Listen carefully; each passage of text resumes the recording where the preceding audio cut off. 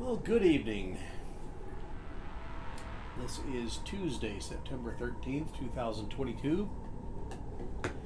It is currently 9:02 p.m. in North Texas and points north and south. And we are listening to a custom sound pad that I put together with just waste creatures and shotguns and birds startling and wolf howls in the distance and you know, dogs and stuff. So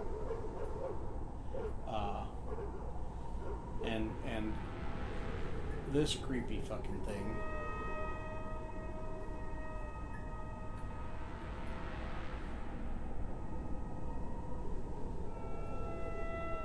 And this one.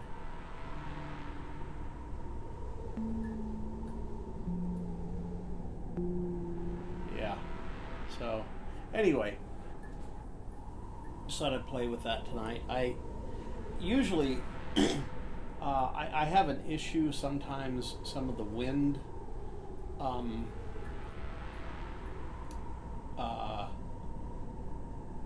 some of the wind effects.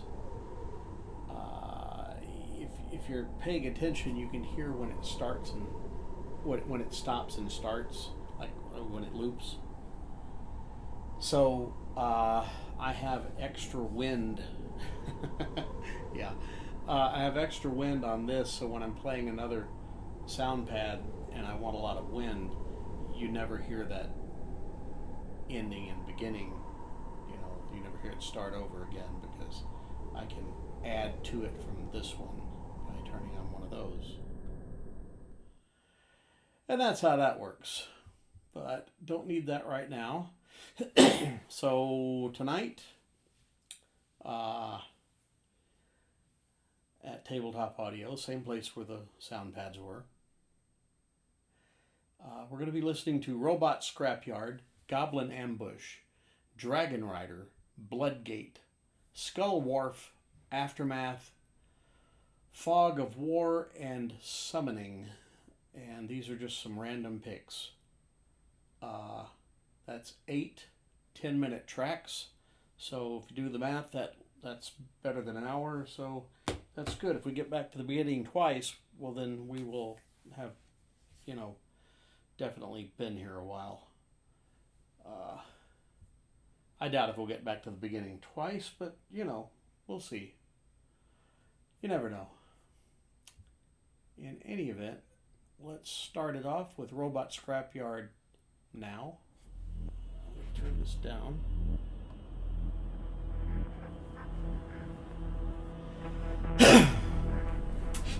And how are you guys doing? I did not accomplish what I intended to accomplish this afternoon. As a matter of fact, I didn't accomplish anything. Now, this is after the stream. Okay, so I didn't accomplish anything I set out to accomplish this afternoon. I wanted to look through some Octone Cthulhu stuff and figure out who the bad guy is in the third adventure.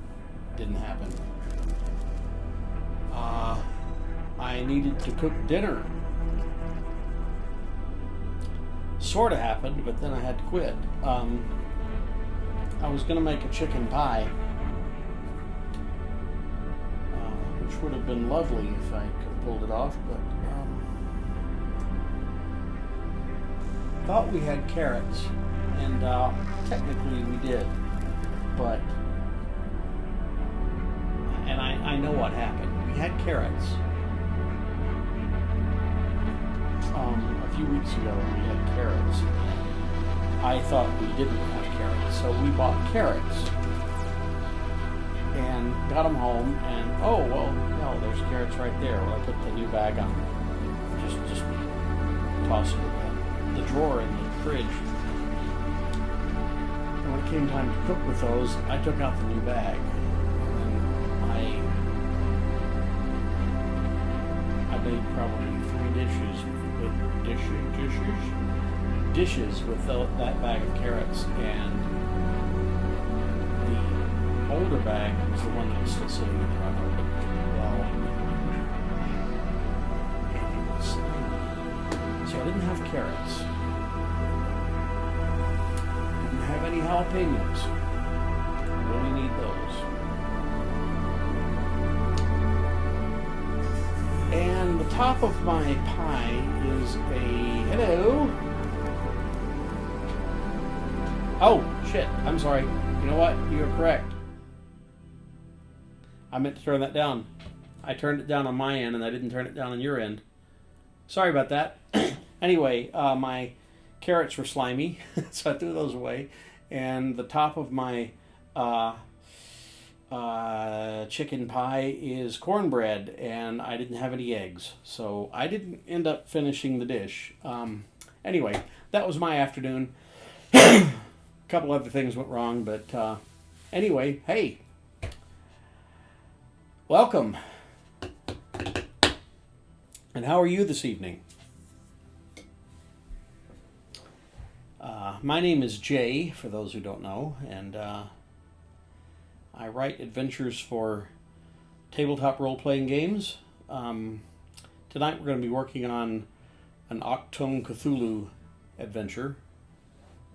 Maybe get to some other stuff as well. The main thing I need to do is figure out who the big bad is in this adventure I'm about to write. And that was one other thing I didn't finish this afternoon. Oh,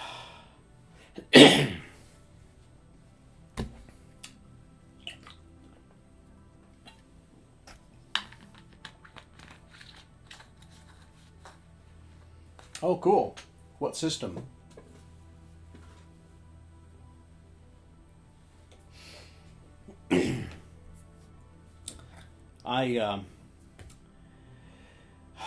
I write Adventures 4 and GM Savage Worlds, and oh, cool. Okay. And World of Darkness, specifically Mage and Werewolf. But yeah, I've never played Pathfinder. I played D&D 3, and that was more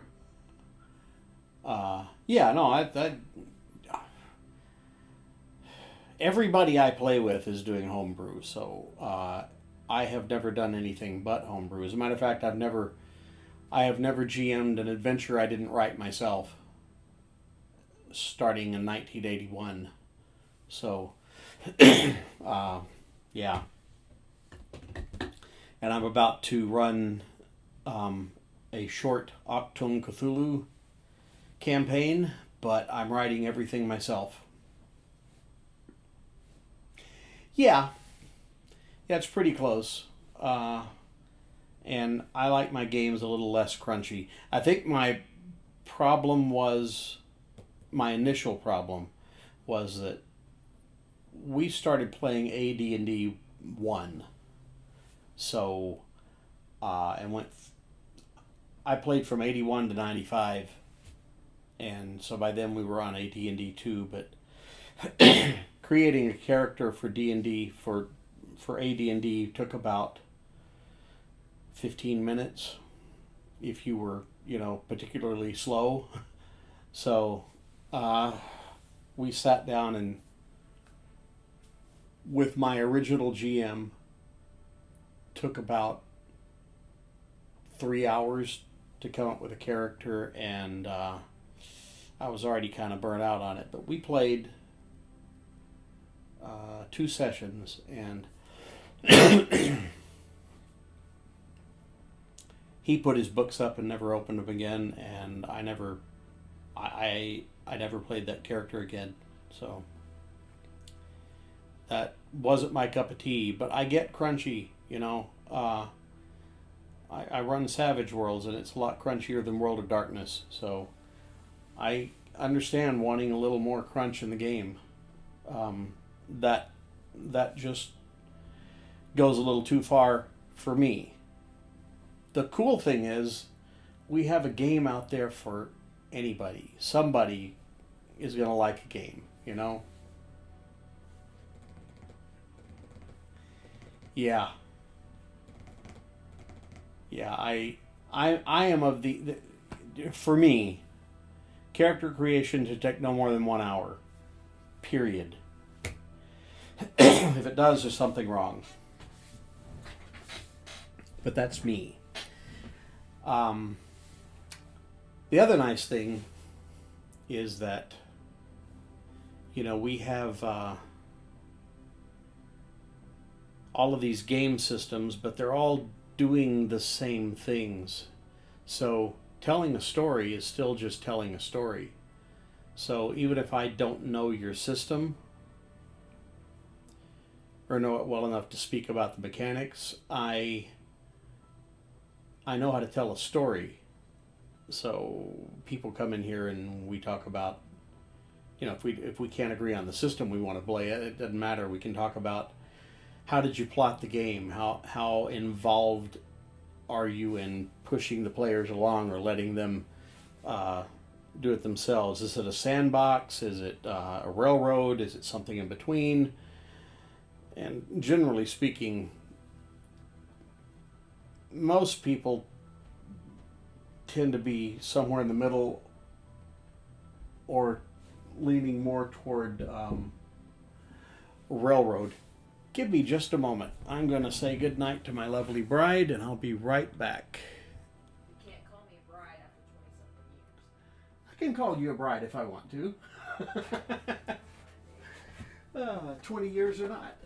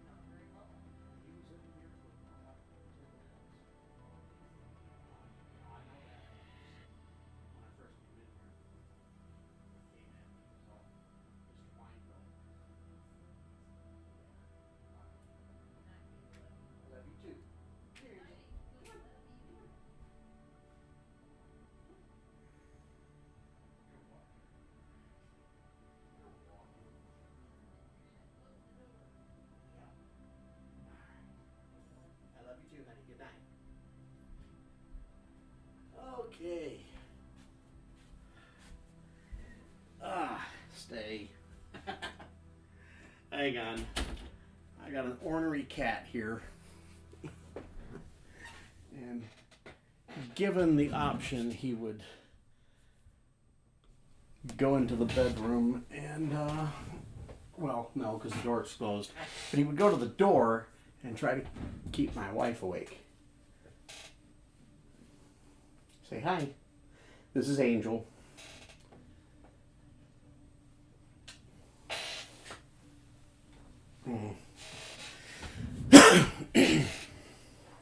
Yes, each system caters to different types of players and themes. And a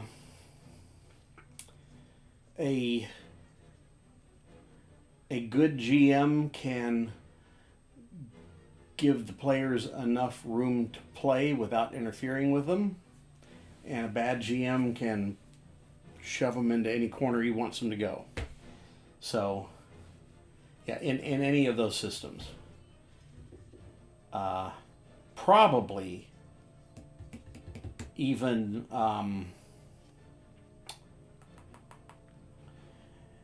Fate or, Powered by the Apocalypse.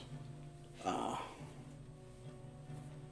GM's role in a lot of those games, a lot of the newer games, is reduced, but well, yeah, a great GM knows how to do both. That's the thing. I can make my players go anywhere I want them to, but I don't. In the past 5.5 years that I've had this current game going, I had to just take the reins once because I don't know, we just had one of those days and my player showed up and, oh, wow, that's happening? Huh, well, what are you doing? Well, I don't know. Where are we again? It's whatever. After about 3 hours of that, I decided I'd had enough, and I just guided them home, and we were done. But kind of pissed me off a little bit, but I got over it. There was some cool stuff in there that I just drove right past because they were never going to interact with anything that day. I don't know. My uncle used to raise parakeets, and when I'd walk into the bird aviary, yeah, there it is, the big barn where the birds live, sometimes you're in there and just,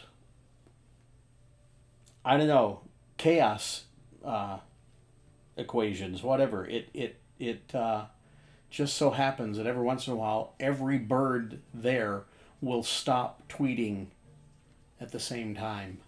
And it just goes, and then they start again. It's weird. It'll happen, 4 or 5 times in a day, but it's kind of startling when you're right in the middle of the right in the middle of the building.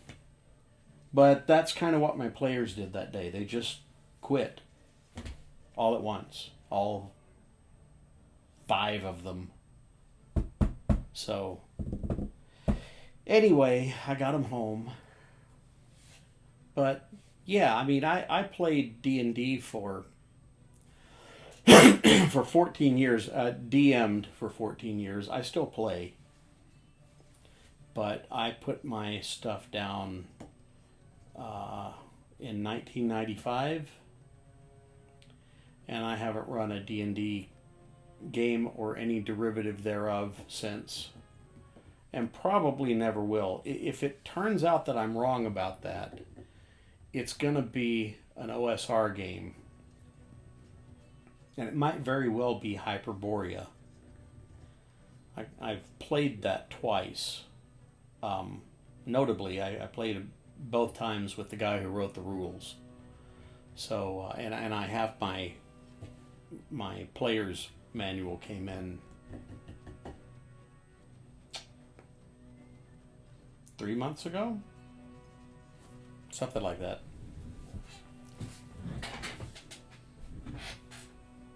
Yeah. Well, August. It came in August. So, I guess that was 2 months ago. Anyway. Beautiful system. You know, it's AD&D first edition, so, I mean, essentially.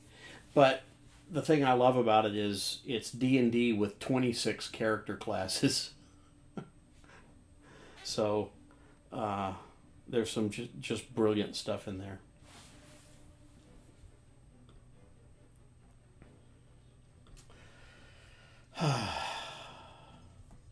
Anyway, so what I'm going to be doing tonight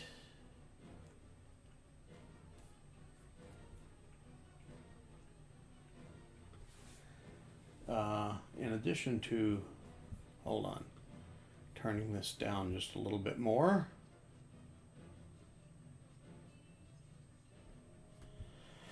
Right. We're going to go through the Terrors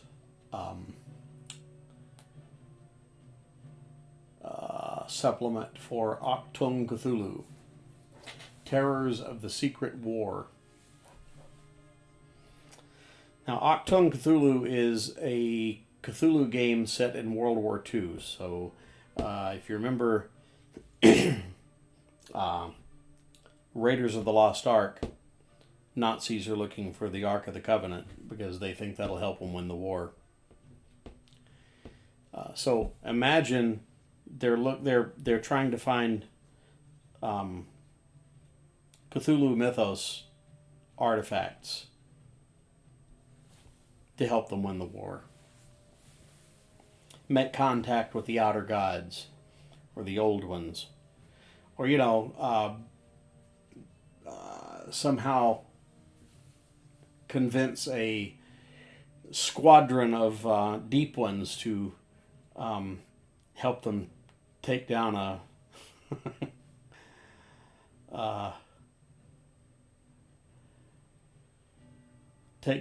ships and crossing the Atlantic. It's definitely got some possibilities. So I've written 2 adventures for it. And for the third one, I really need to hit them with something bigger. But not like the King in Yellow big. Not Cthulhu or Hastur. We need something intermediary. Something not quite that powerful.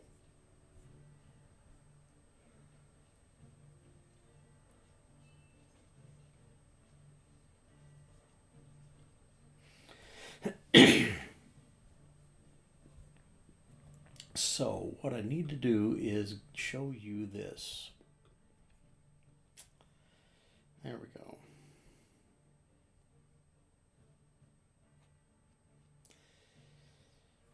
Thinking about, and I believe this is, I have heard this pronounced Abath, which looks right.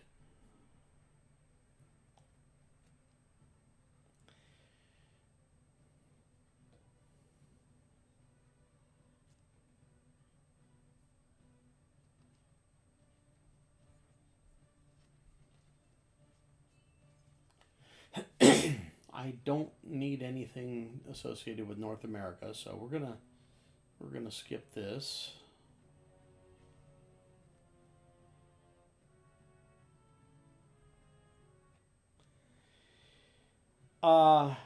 Yes, I mean, turn that around the other way, and you're right. But yeah, yes.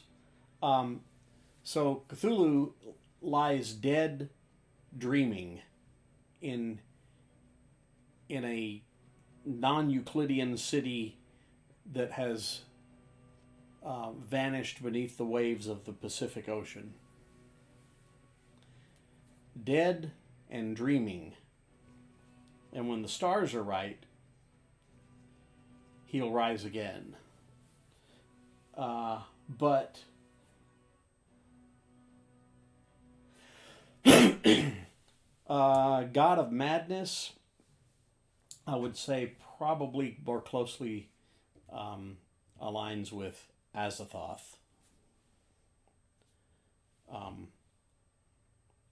And madness is too specific a word. Mindless is more like it. A mindless thing that is the size of a star floating in the center of the universe.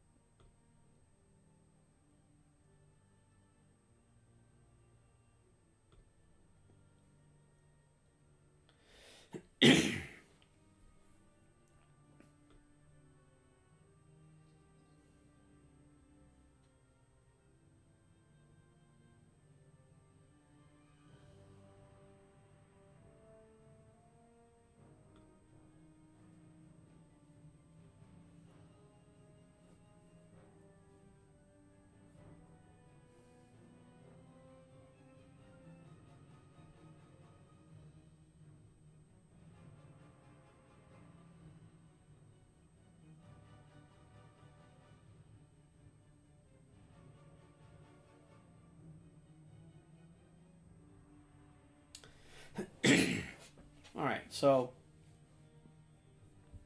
I'm gonna flip through here until I see something that seems appropriate.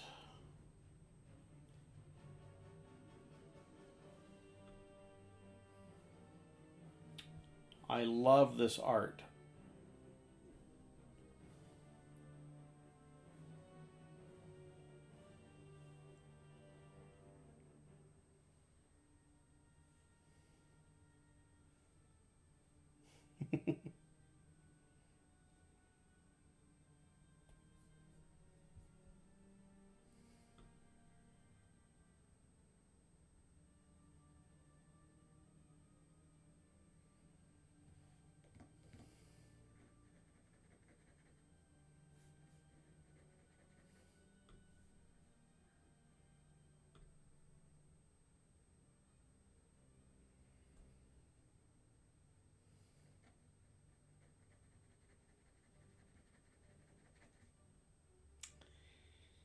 Campaign is centered around the great concursion when the cosmology aligns in just the right way to cause all the various planes to intersect with the prime material plane. Unless the PCs can stop it. See, that's cool.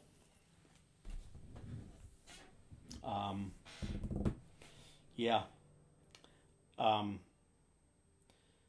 So, tell me this. Is there a possibility they won't stop it?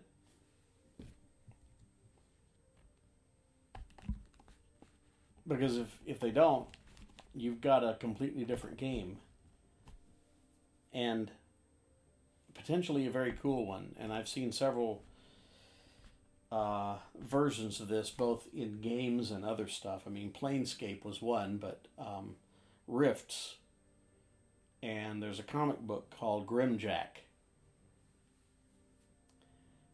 Grimjack lives in the city of Cynosure, and he's basically a mercenary, but he can travel to like multiple planes of existence. Well, maybe they'd be dead, but you could start another campaign based on the fact that all the planes are now intersecting.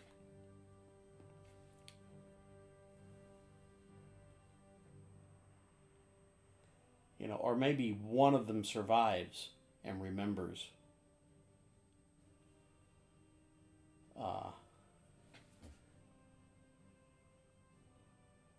If it were me, I can just tell you, if it were me, I would have one of those characters survive and be an NPC, and they would be,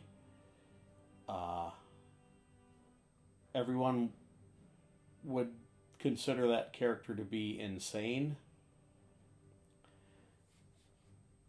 including all of the new player characters, but all of the players and you would know that they're actually telling the truth.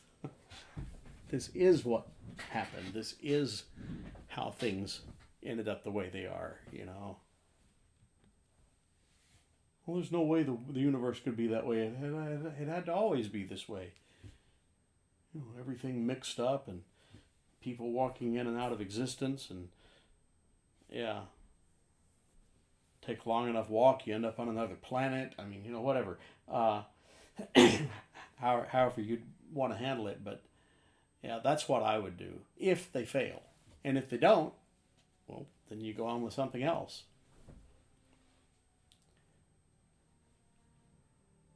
I kind of like not knowing what I'm going to be doing next.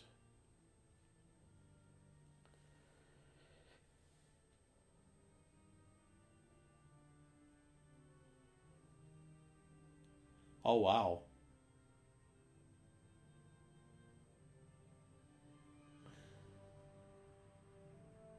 Oh, that's cool. That's cool. Yeah, the game I'm running right now, Metal Gods, my World of Darkness game, we've been playing for 5.5 years right now, and this chronicle will end sometime in the mid 2030s.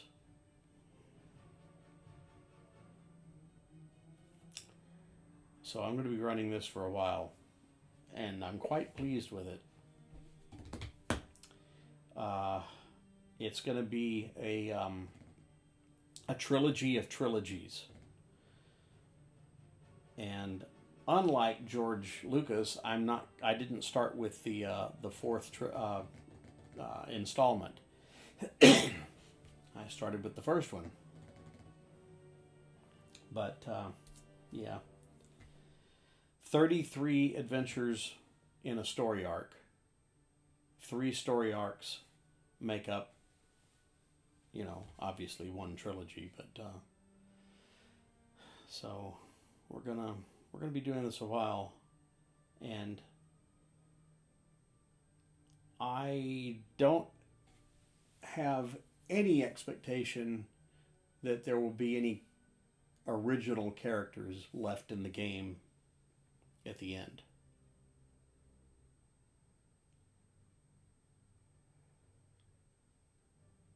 Amazingly, no one has died yet, though.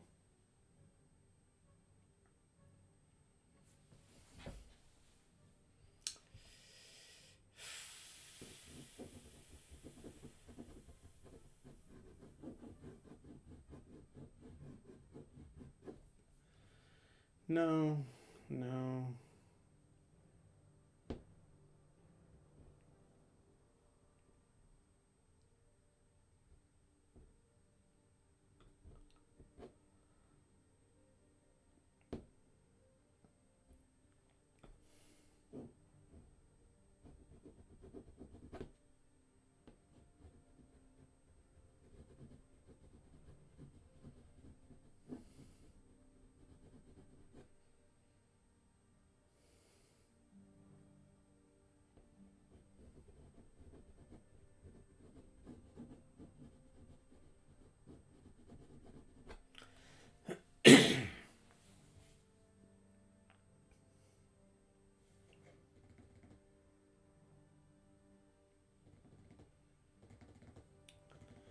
Well, I've killed some characters before. I mean, you know, not on purpose, but actually at my I'm in North Texas, and the North Texas RPG Con was about 30 miles from here in June every year. And I ran a game this year that my wife played in it, and this was the first character she ever had that died, and boy did she die. That was gruesome. This giant bat demon picked her up, flew into the sky. It was right at the end of the game. So he flew up into the sky, and just as he passes in front of the moon, the clouds part. He's directly in front of the moon, and he rips her body apart and drops both pieces on the ground. Oh, wow. I'm sorry. Fort Worth in August. That's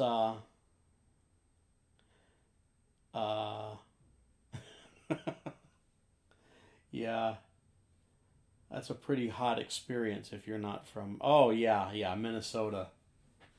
Yeah, definitely. That had to have been just horrible. I'm sorry. Uh, in 1980, my best friend and I went out to play frisbee one summer in July. I have no idea why we thought that was a good idea, but we walked outside, went down the hill. He tossed the frisbee to me. I tossed it back to him. He threw it back to me. I kind of half-heartedly threw it back at him, and he just stood there a second. He said, "I think I'm done." I said, "Yeah." We went back up the hill to the house and looked at the thermometer this time. It was 113 degrees and about 80% humidity. That was the hottest summer on record in the state of Texas. But 2012 got real close.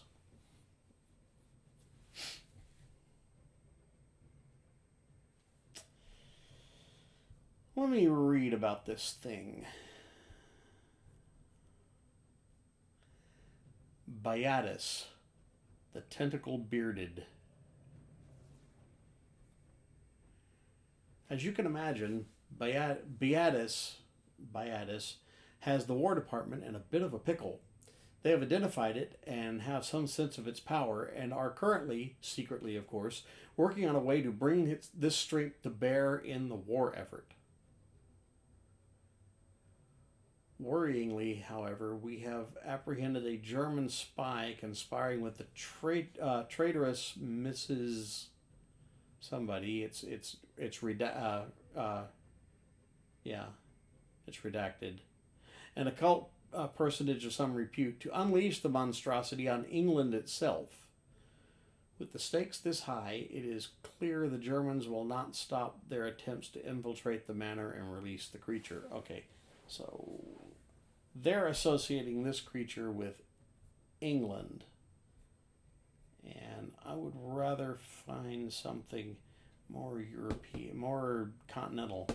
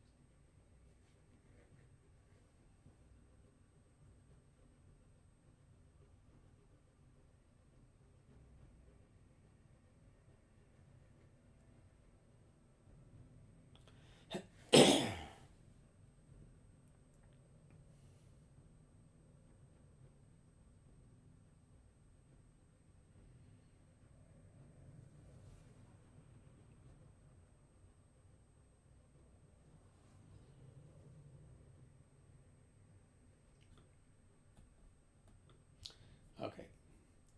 I need to stop looking at their. Yeah, we're not going to do Cthulhu. No. That's not happening.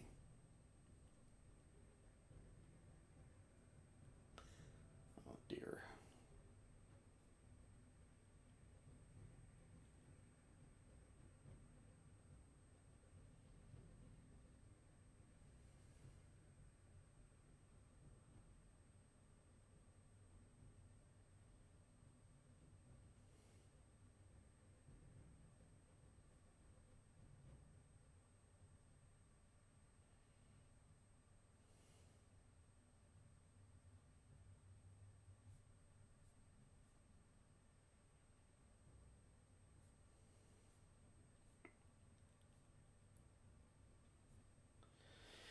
We're definitely not doing Dagon. I need something I can safely place in a castle. Okay, not safely. I just mean narratively. It makes no sense for something that is clearly associated with the ocean to be in the middle of Germany, or something that's clearly associated with another part of the world to be there.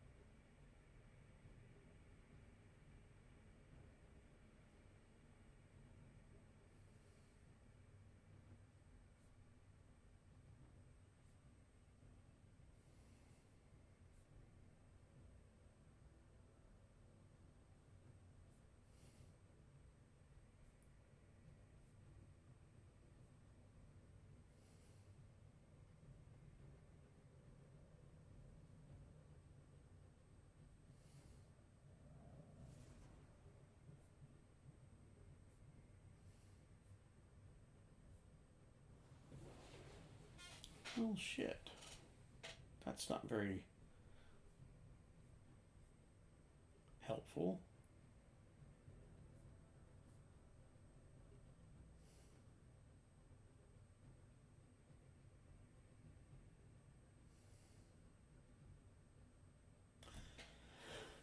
I got it.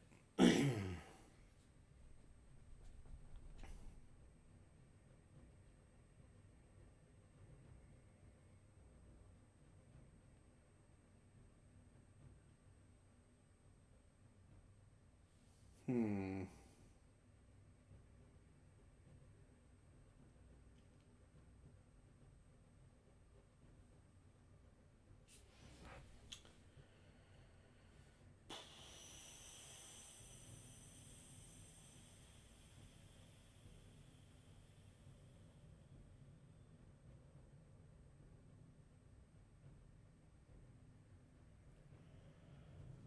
Nope, this is in the summer, so nope, not going to do that.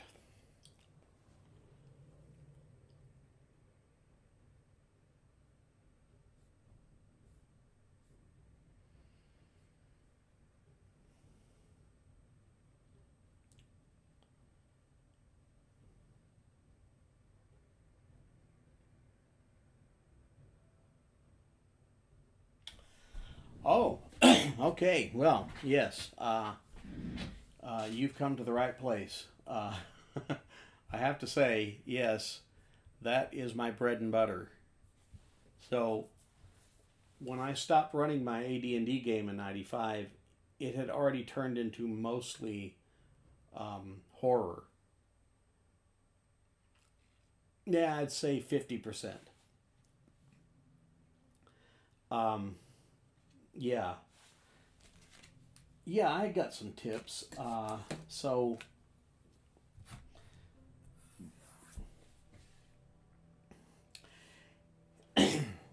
let me tell you one thing I'm doing in my game. Let me make sure there's nobody from my game in chat or, listening. So, no. Okay. Although I do see Emma there. If Emma is there, hello, Emma. But she does not play in my game. Yeah, but let me tell you.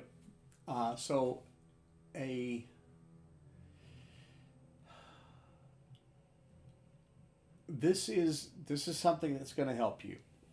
So, I've got a character, an NPC in my game, who met some of the PCs 3.5 years ago in the first story arc.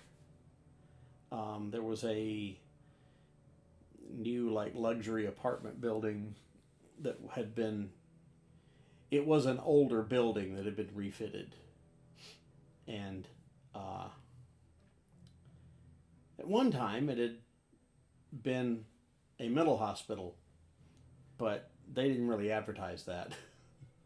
Anyway, there was something in the wallpaper that could get out at night when the moon shined on it, and it was fun. But there's this character living, an NPC living downstairs, who kind of knew some stuff, and so they asked him a few questions, and I mean he told them at the end that he knew what they were. They weren't just normal people. They were mages. I used to be a mage. I had my power taken away from me, but I understand, what's going on here. And I've spent the last, 15, 20 years, whatever it had been, researching stuff. So I know a lot of things. So, and then they didn't see him for, a couple of months, and then they got a phone call from him because he had something he wanted to ask them to do. And so they talked to him again, and then he ended up helping him another time, and finally he ended up being the kind of the right-hand man of one of the player characters. So he's running this player character's ranch, and he hired all the security there, and he takes care of stuff when the player character isn't there. Now, and I knew this from the very beginning before they ever laid eyes on the guy. His role in this story is to screw them. So they've been surprised or kind of driven into bad situations on several occasions in the last 3 years. And they never stopped to consider that the leak might be him. And he even told them that he was the leak. I mean, not specifically, but what he said was, because they knew there was a leak, because somebody knew something, and that's a long story, but somebody knew something they shouldn't have known, and so they're talking about it, and he said, this is horrible. We've got a mole, and it could be anybody. I mean, we don't know who it could be. Me. Right? I mean, it could be me. It could be you. It could be anybody. And they all just looked at him and nodded, and yeah, you're right. We've got to figure out who it is. So once that character is in there, and I have to tell you, if you don't give them a way to figure out that this is the mole, a legitimate way for them to figure out, then it's kind of a cheat. But I made sure that on 3 separate occasions, they had an opportunity to just go, oh, fuck, it's that guy. He needs to die. But they didn't. They didn't go there. Because he He was nice, and he was genuinely helpful. Seriously. So helpful, in fact, that the strongest character in the game is now not on Earth anymore, and that was their goal. It's going to be difficult to fight him, harder still to kill him, especially when he's surrounded by his friends. But that guy alone changes the chemistry. So he wants to go back in time to save his wife from being murdered. So why don't we just help him do that? And they did, and he's gone. And now when my campaign picks up again in January, they're going to find out that this guy's the one who's been screwing them the whole time. But once you've got that in place, you can carefully feed them bad information. Don't do it with that guy. But see, that guy can know some other people, and then they can give them information. Because he can tell them, you don't have to like go through the part where he's in the room when they're talking about something, because you can hand wave some of this. But if he lives with somebody or he's there all the time, he's a hireling. He's their bartender. He's the guy who shoes their horses. Whatever it is, if he's around when they're around and they're talking about stuff, then he can contact somebody else and say, hey, they're looking for this. So we need to tell them it's here, and then you guys can ambush them. So that's how you can steer them where you need them to go. But slowly get rid of your more specifically fantasy-based monsters.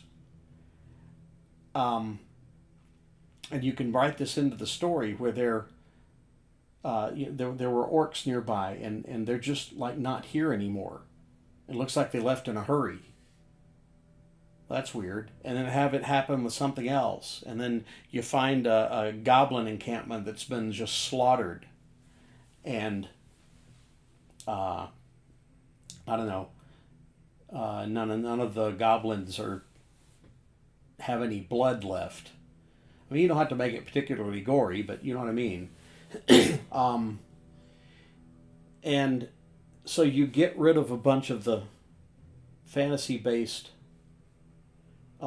monsters by literally writing it into the story that they were scared away or killed because they weren't smart enough to run.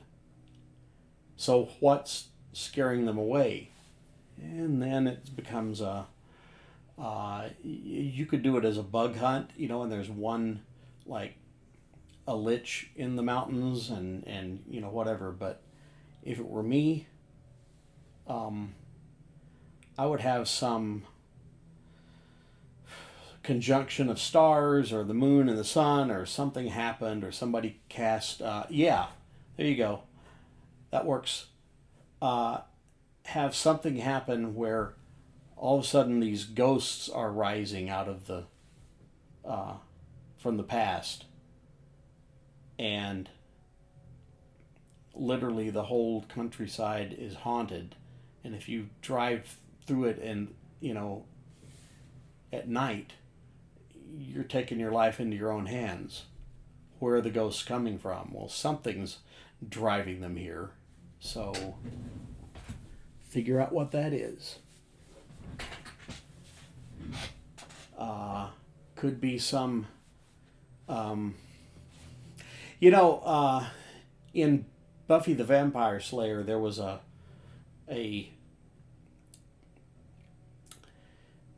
satanic temple that had disappeared in an earthquake like 100 years earlier, and something happened and it rose up.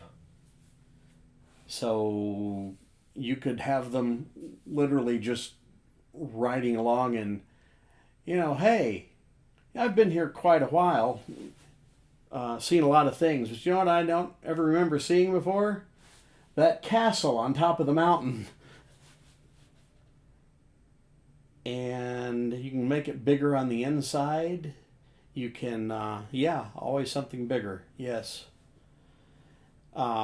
Make it bigger on the inside if you want, or it goes way down into the mountain, or it's falling apart. That's always good. So when they're inside it, literally it can be, pieces can be falling off, or the floor is breaking away. So it becomes more of a surviving the elements thing, trying to get through this castle.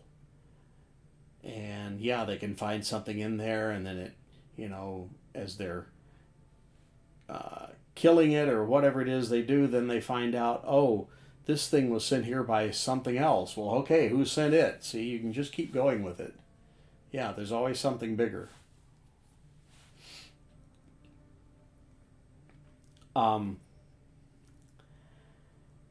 I'll tell you what I do, and I will, let me pull something up here.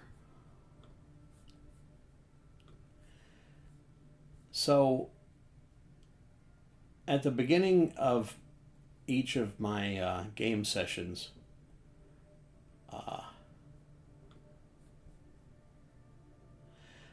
I read a piece of fiction. I write it myself, but it could be a song lyric. It could be a section of a story that you like, or whatever. But I write this stuff specifically for what I need it for. And if there's going to be a ghost in the adventure, well, this could be a ghost story. Doesn't have to be about the same ghost or the same location or any of that. Although some of the characters in some of the stories are actual NPCs in my game, so it is anchored in the world I'm running. But it's just supposed to set the mood, and some of them are kind of action oriented, and some of them aren't. Some of them are a little more sinister.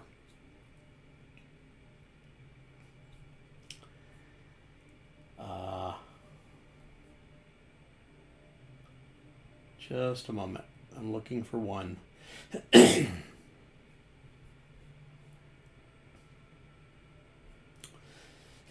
we go. And this one is not very long. If you'd like to hear one. And I got a couple more here that aren't very long either.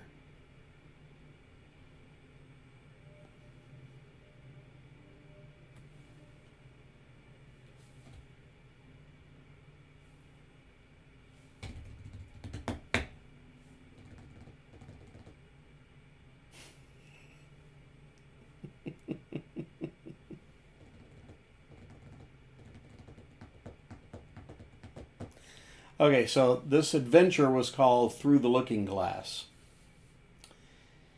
And here's the story I wrote at the beginning.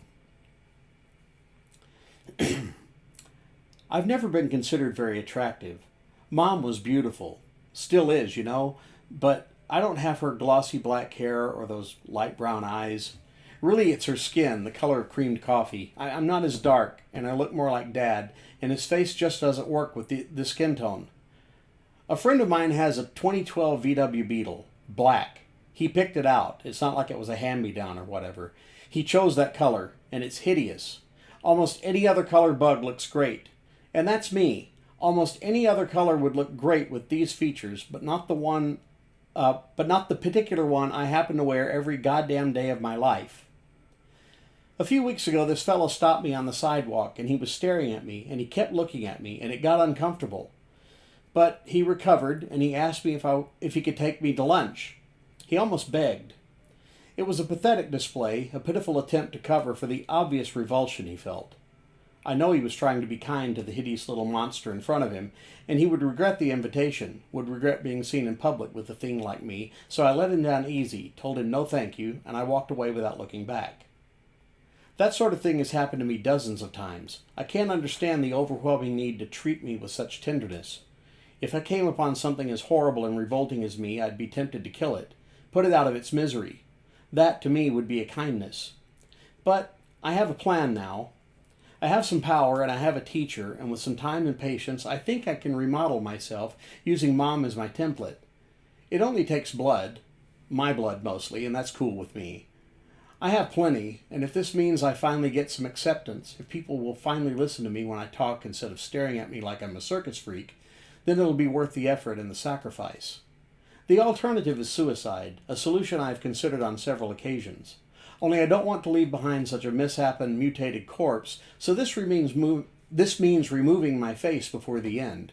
Removing it completely means a belt sander or acid, because I don't believe I can remain conscious long enough to remove all the flesh with a skinning knife. Though the idea is intriguing, the test run on my feet was successful after all.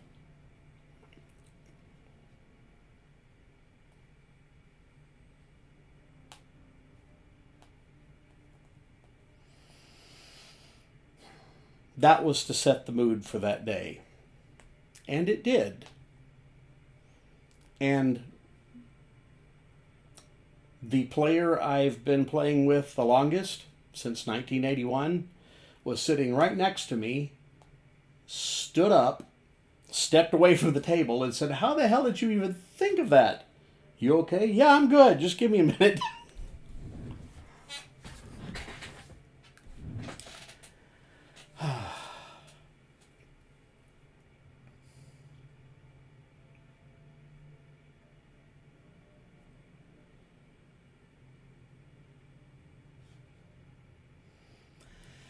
So we had this whole storyline where it was called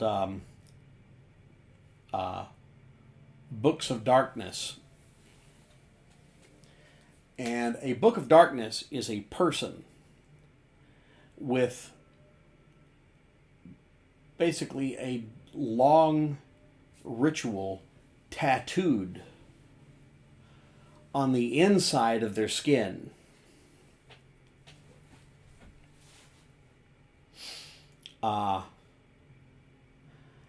Now, they figured out recently that, they could spot some of these people because they could see the tattoos through their skin, in the right light.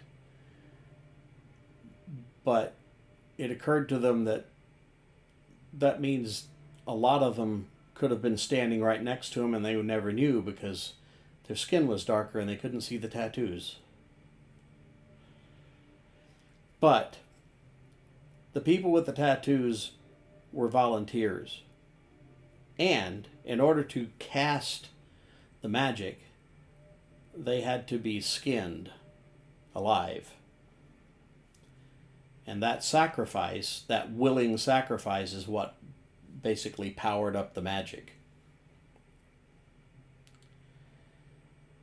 And there was an adventure I ran called Clockworks Red. The story at the beginning, it's just 3 paragraphs, but it goes like this. "There's nothing there," she whispered through cracked lips. "No life, no mind, no soul. He's just gone." Brian smiled, watching Megan struggle with the idea that her brother was dead, never coming back. Then he spoke. "That's the point, Meg. We took all of that. We took it when we took his skin." "I know. I understand that. I get it. But the part that makes no sense..." Megan pulled her eyes away from the corpse that once laughed at her dumb jokes, that once took the blame for shit she did so Mom and Dad wouldn't ground her, that once saved her life when a self-righteous cowboy decided they all needed to die. "I don't understand. Why did he volunteer for this?"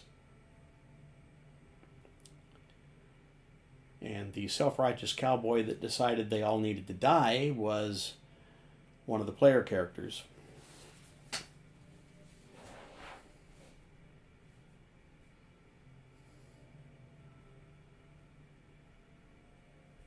Anyway,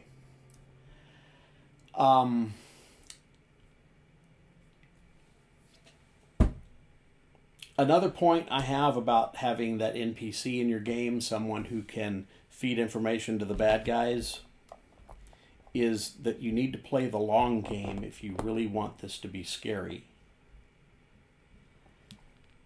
Don't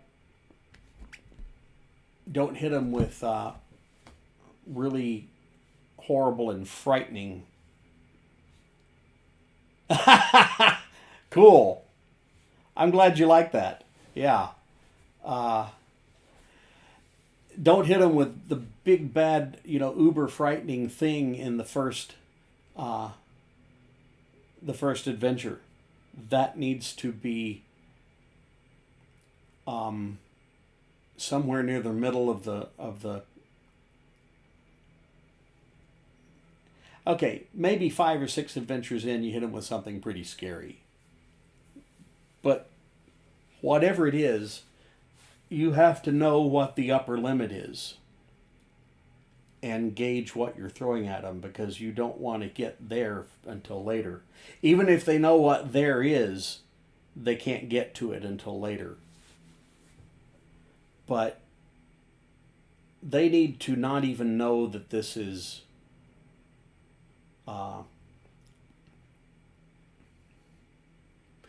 they may know that it's going to be a horror campaign, but they should maybe be eased into the idea as you go along, because I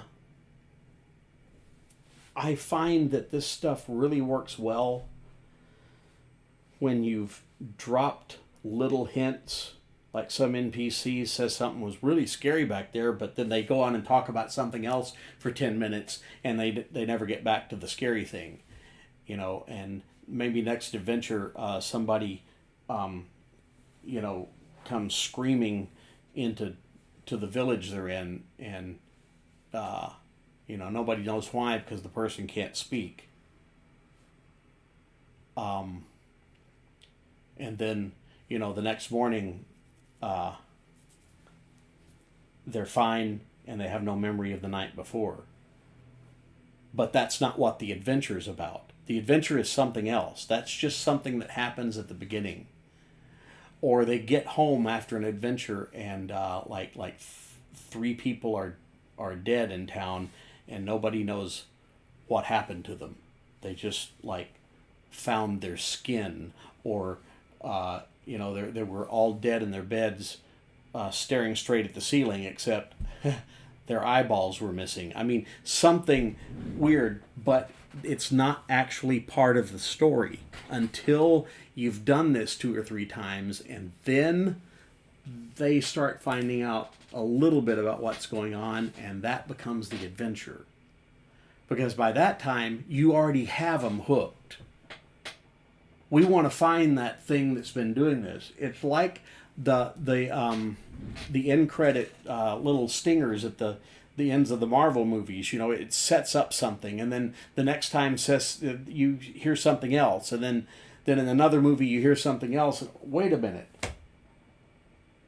Are they talking about what I think they're talking about? And then 6 months later, oh, we got a movie and that thing's in it. Now I know. Because by that time, you're already in. If you just set up an adventure, and here's a thing, and it's a scary thing, and they go fight the scary thing, and they come home, and then they do it again the next time, it becomes Monster of the Week, and it's not as scary. Long Game was the last campaign. Took them 3 years to even get to the meat of the campaign. Brilliant. To know what was going on. The PCs work for an order that was tasked with keeping the dragons off the material plane. Then little by little they found out that the head of the order was a dragon worshipper, and the dragons weren't banished to another plane, merely to a pocket dimension on the material plane, and that dragon magic was actually running their airship. Oh, good. That you already know how to do this. Just play it close to the chest. You do not want to give away anything too soon.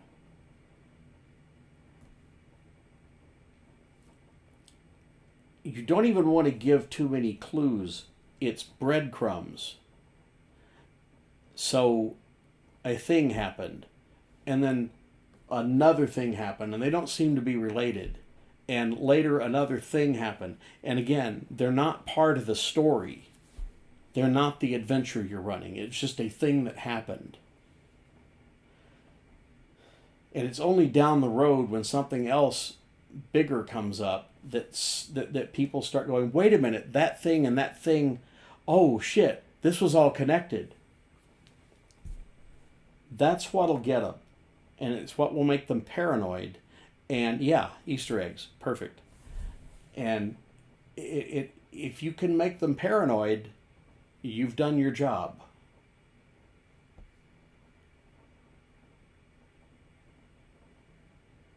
Oh yeah, and sometimes you leave one and nobody pays any attention to it, and they forget all about it, and it's not even, it's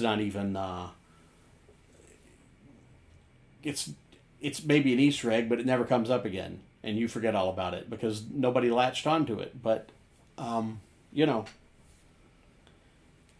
I do that kind of stuff all the time. Hello.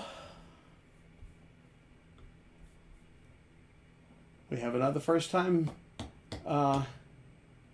in chat. Excellent. Gives me the seed of an idea for a campaign with a monster that manipulates memories. That's cool. Drop the reveal that the monster might be able to do that about midway through the story and let the players wonder about an NPC who's absent-minded that they've known since the beginning. Oh, that's brilliant. Yes, absolutely. Ah, shit. I like that. Very good. I'm Jay, by the way, so hello.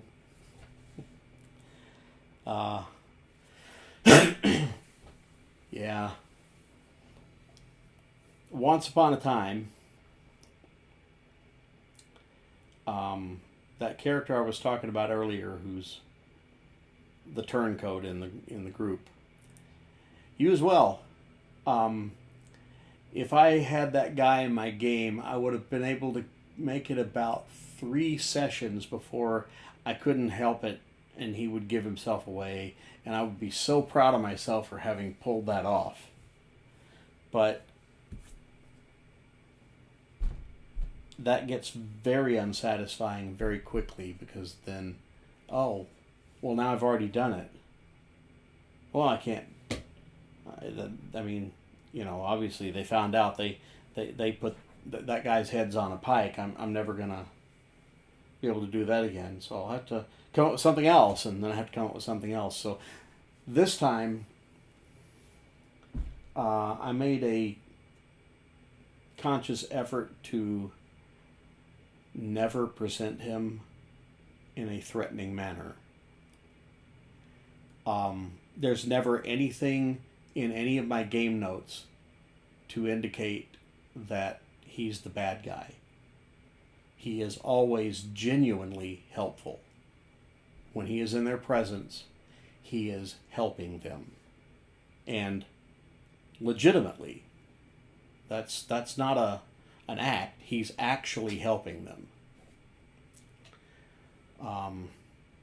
Even to the point of killing some of his own people more than once.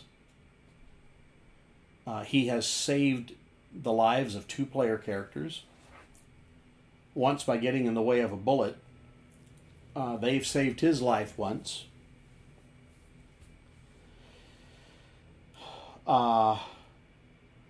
Yeah. So I never have anything in the game that has him doing something untoward. That's going to change the next time they meet him, but 3.5 years he's been their friend, and now he won't be. Now, he doesn't hate them or anything, he just has a different agenda.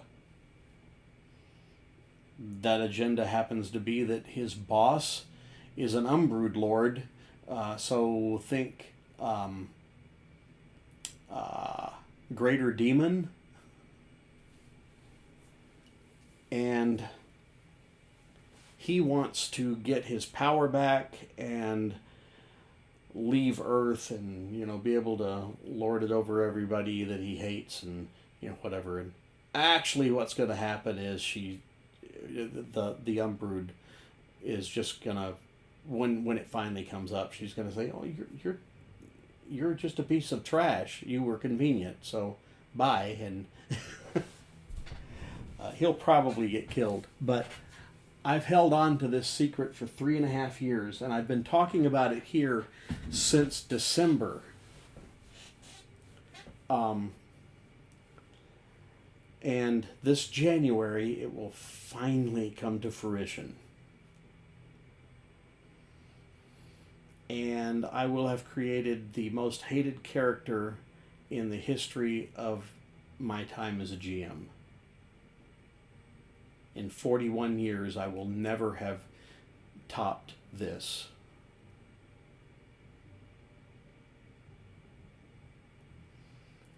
Yeah. Yeah.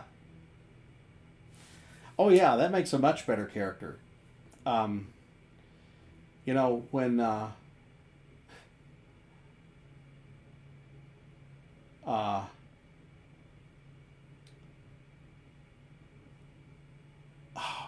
brain just went blank. When Magneto is, trying to save all the mutants by killing all the humans, well, he's not wrong to want to save the mutants, but you kind of can't let him kill all the humans either. So, yeah. I mean, you understand everything he's doing, and you understand why. And it still doesn't make it right.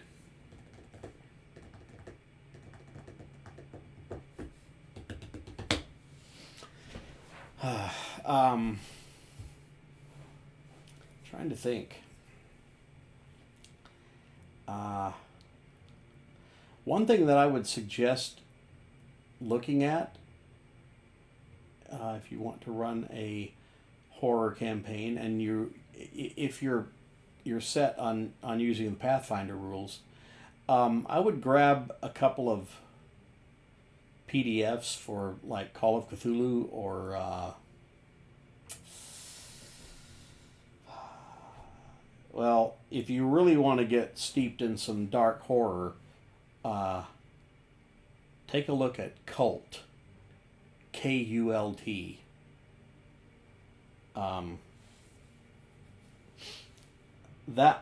That'll mess you up. It's a brilliant game, but it's dark. It's very dark. But especially Call of Cthulhu can give you some pointers on how to run a long campaign. And Octum Cthulhu specifically from Modiphius, although I would suggest the 6th edition / Savage Worlds rules instead of the 2D20 rules, because Modiphius has a crappy system. But anyway, because that can show you how to run a long campaign. There's a huge Call of Cthulhu campaign called Horror on the Orient Express. It would probably take months to run this whole thing. But reading through it, you can get some pointers on how to pace the action. Also, it'll show you how little combat you need to actually have a scary story. Especially in Call of Cthulhu, fighting doesn't really get you anywhere. I mean, if something starts attacking you, you're going to shoot it, but your bullets are just as likely to pass through it and cause it no harm as they are to do anything else. So combat's not really that big a deal.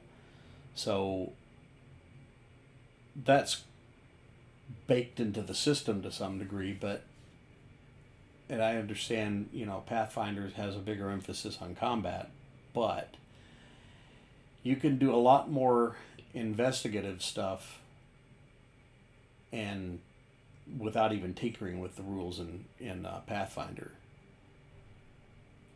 if there's any way for them to look at things and figure out if there's something different about it, or look in a book and research something, well then you're fine there. And you just don't have to have that much combat. I think it's perfectly fine if you have a combat every session, but too much combat, you're not running a horror game. You're running an action adventure with some horror elements. So let it bake. Let it simmer. You know, don't throw it in their faces. If you've seen the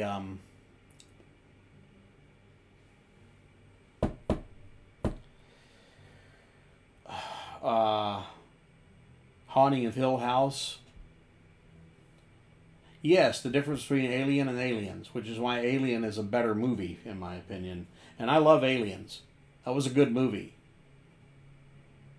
But it wasn't nearly as scary as Alien. I haven't actually been frightened at a movie since I saw Alien on opening day in 1979. My mother and I saw it in Dallas, Texas, at the Medallion Theater. But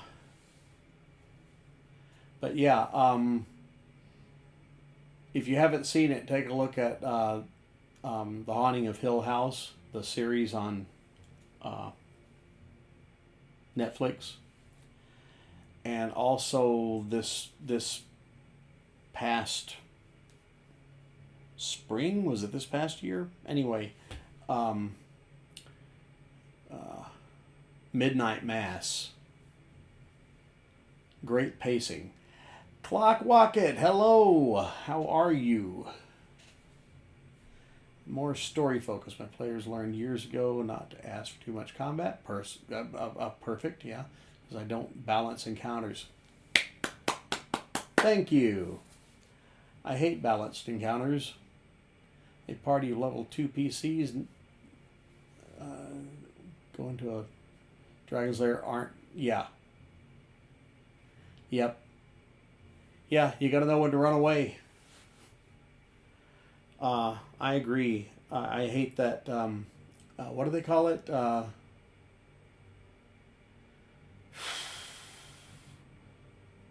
CR, something rating. Shit.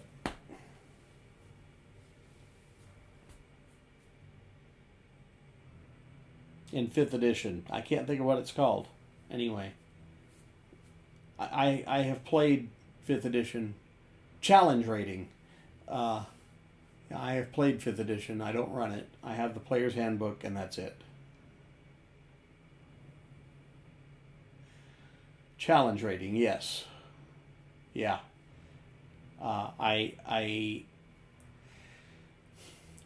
If I were running a 5th edition game, the first thing I would get rid of is feats. Just wholesale, throw them out the window, I don't care. Second thing I would get rid of is challenge rating. So, not the slightest bit interested in a challenge rating.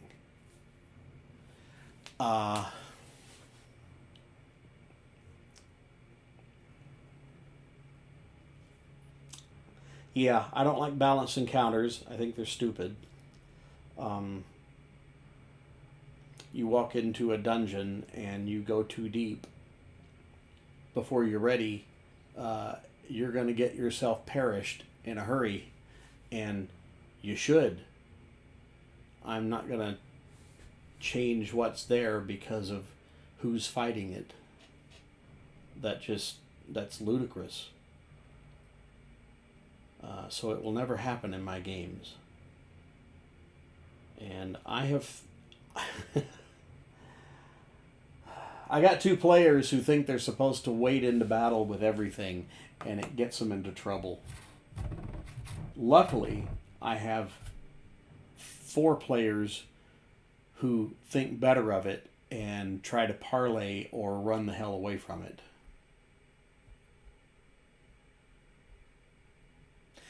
Right.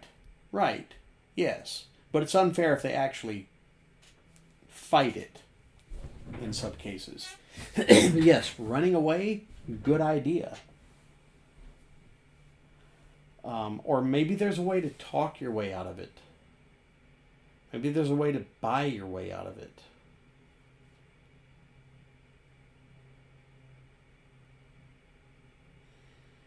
Yeah.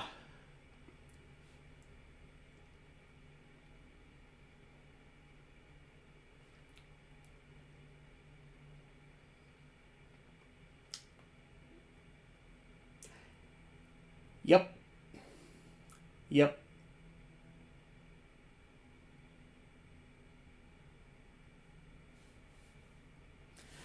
Yeah, but so here's the thing.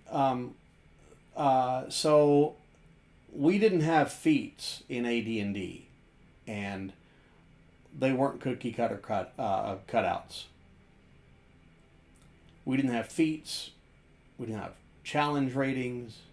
We didn't have a lot of things. And you could roll up a character in first or second edition in 15 minutes, and you're ready to go.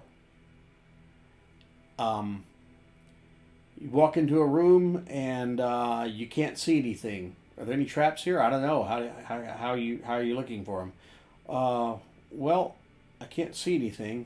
Well, I got a little bit of light. Okay, yeah, and I've got a wine skin. I'm gonna pour some wine on the floor and see if it pools, because that kind of looks like there's a square there that doesn't belong. Does it pool around? Does it like drain into the thing? Yeah, the wine disappears. Okay, well there's a trap door there. Let's go around that. In 5th edition, there'd be a dice roll for that, and we'd be done on to the next thing. We got to role play through those things, and there were no roles for some of it. If you could tell the DM how you wanted to do it and it made sense, well, then you could do it. We didn't need feats to do that. And if you play your character consistently, this is how my character is, you didn't need a mechanical solution to differentiate them from anybody else. And now there are OSR games like Into the Odd and Knave, Maze Rats, that have far fewer statistics, far fewer ability scores. Like they'll have 3. You get intelligence, like intelligence and agility and strength, and that's it. That's it. And everything in the game is rolled with those 3 stats.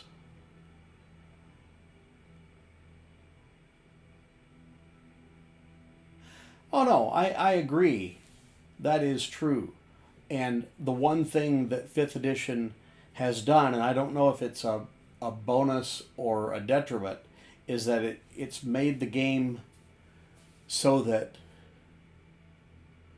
not just anybody, but lots more people can run it, because there's a rule for everything. And don't get me wrong, 5th edition is the best version of the game that's ever been produced. I still say that, because they fixed all of the problems that I had with the game. But in doing so, they created a few more. The player rolls really bad when checking for traps. How I say, you don't notice any of the traps. Yeah. Yeah.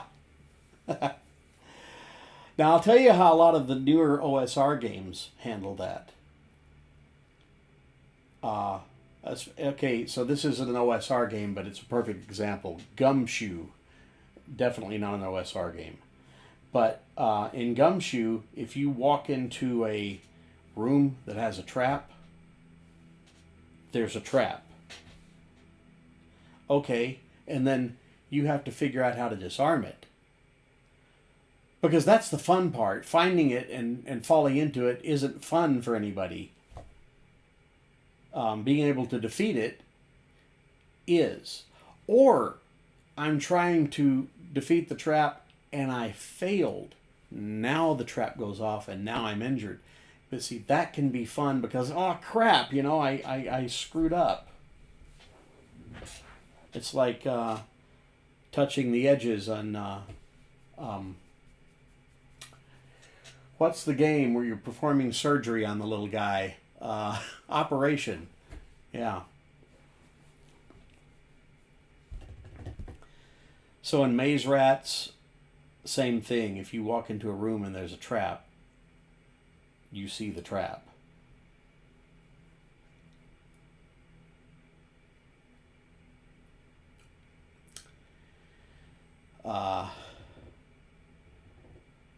I rarely have to deal with traps in my game because it's urban fantasy horror. So there's not a lot of dungeons to crawl through. Just throw one of the Grimtooth traps. Yeah. GMs generally make you explain what you're doing in order to be able to make the roll. Yep, that's good. Yeah, I get that. And I'll tell you another thing. What I do in my World of Darkness games, if someone's trying to do something, I'll have them explain exactly how they want to do it. And if they can explain it really well, okay, let me back that up. Depending on how they explain it, that will affect where I set the difficulty for their roll. In World of Darkness, you're rolling just a handful of d10s, depending on your abilities and skills, and so the target number can be a 5 or a 6 or a 7 or 8. And 6 is standard; it's 50%. But if they explain it really well, okay, well, difficulty 5, all right, and they'll roll and they get more successes that way. And then we have a way that house rules that we've added. There's if they role play really well, or even if they just tell some magnificent joke at the table, as long as it ties into the story some way, I'll put a story chip out on the table, and that chip is worth 1 free success or 2 extra dice, and so they can affect the roll that way. I've been running World of Darkness games since 1995. And my current game, Metal Gods, has been going on since 2017. And I was telling Game Master here that we expect to finish this chronicle sometime in the mid-2030s. So about 13, 14 years from now.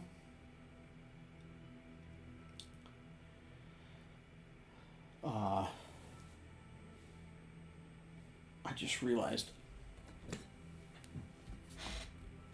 I have never actually, I could do the math in my head, but not while I'm trying to talk to everybody, so give me a sec. Yeah. Not counting side quests, there will be 297 adventures in this chronicle. We're 66 in right now. Emma! How are you?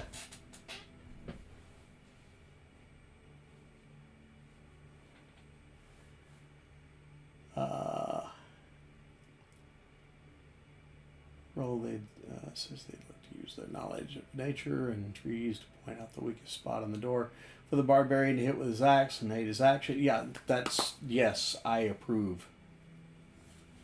I really, really approve.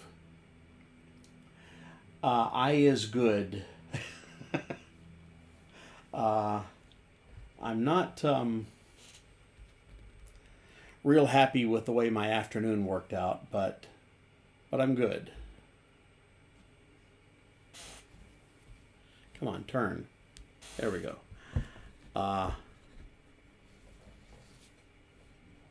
was gonna make a chicken pie this afternoon, and long story short, the carrots I thought were the new bag of carrots. I actually used the new bag of carrots when I thought I was using the old bag of carrots. So those carrots had been in there for a while, and when I took them out and opened them, they were slimy. Bad carrots. Threw them away. Then it turned out I didn't have any egg for the cornbread. That's the top crust for my chicken pie. And I also didn't have any jalapenos, so I just put that away and sat down. But I only discovered this halfway through prepping the rest of it. At least I didn't put the pie crust in the oven, so that was okay.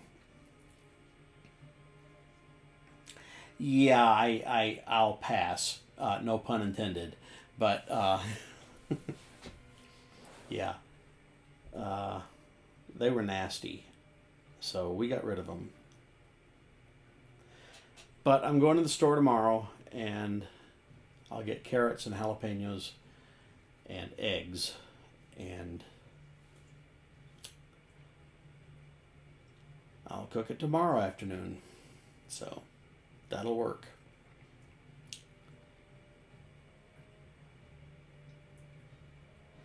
Yes, they did.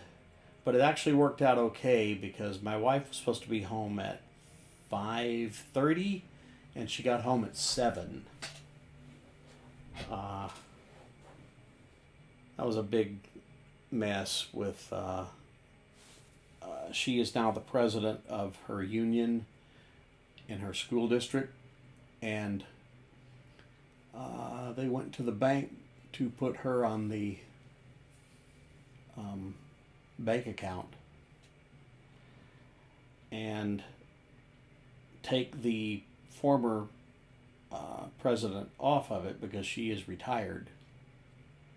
Well, when they got there, not the former president, but the one before that was on the bank account still. And they know that they took him off, but he wasn't off. But the bank kind of wanted them to believe it was the union's fault and not the bank's fault. And they can't do anything until they get him there to sign the paperwork, which he's already signed 5 years ago. So thank you for the subscription. Thank you, the tier 1. I appreciate it. So he's hard to get hold of, and he doesn't live that close. So they're going to take their money out of that bank and start an account at a different bank. In the meantime, the union rep took my wife and the vice president to dinner. So she got to eat at El Phoenix, and I was scrambling to find something to eat because it was supposed to be chicken pot pie, and that didn't happen.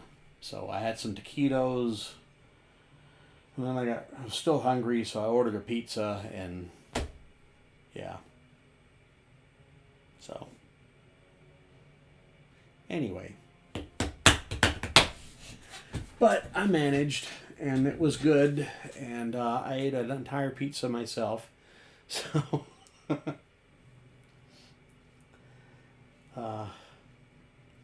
anyway,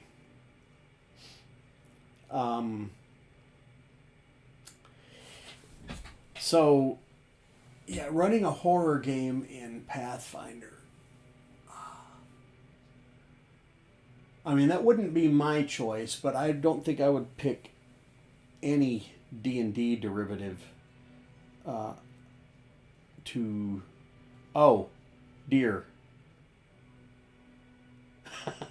Oh, that doesn't sound good. But, you know. Oh, yeah, and this was a large. It was a large pepperoni, onion, and jalapeno pizza. One of the things that World of Darkness taught me that I will always appreciate is loose top-down chronicle building. Yep, start with the strongest powers that be, then weaker factions, then set up a balance of power, add 2 or 3 NPCs per group, and let the players figure out through play that the city is one giant political game of Jenga. Yep. So, I'm going to guess, I'm just guessing that the game you were playing was Vampire the Masquerade? Probably.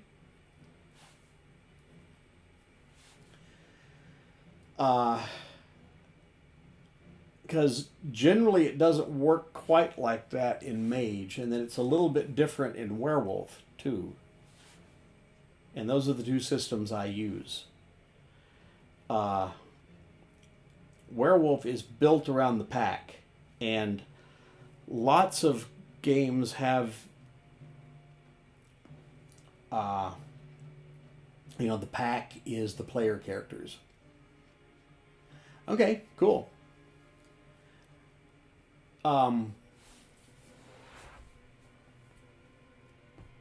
Lots of games start with the player characters and they are the pack. And instead of doing that, because I have mages and werewolves in my game, the werewolves in the pack are just members of that pack, and the alpha is an NPC. There's some other NPCs in the pack as well. But those numbers are slowly getting whittled away, and my players don't know that later next year the alpha has a very high chance of getting killed, because my plan, and this was not originally the plan, but it is now,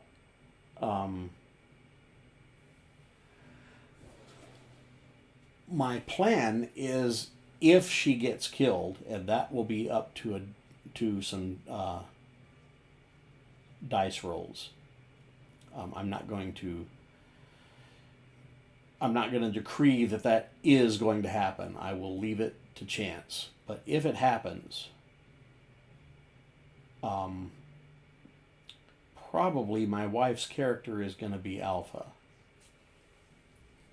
Because the current war chief will probably get himself killed trying to avenge his alpha's death.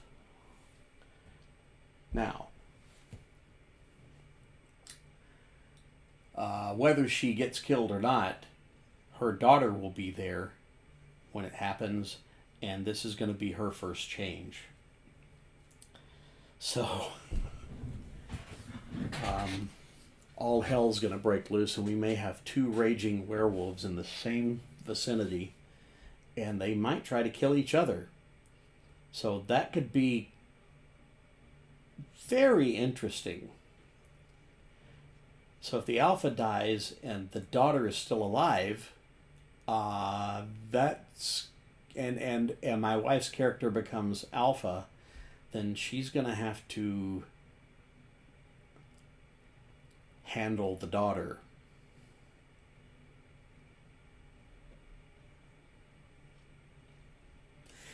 Yes.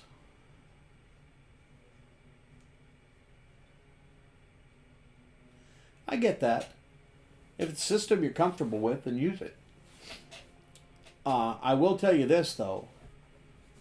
If you need a crunchy system, and I was talking about this, an hour and a half ago when we first started talking, but if you need a reasonably crunchy system and you want to run a horror game with it, I would suggest taking a look at Savage Worlds. You can do anything with it, but it works great for horror. And there's lots of campaigns out there, including a wonderful thing called East Texas University.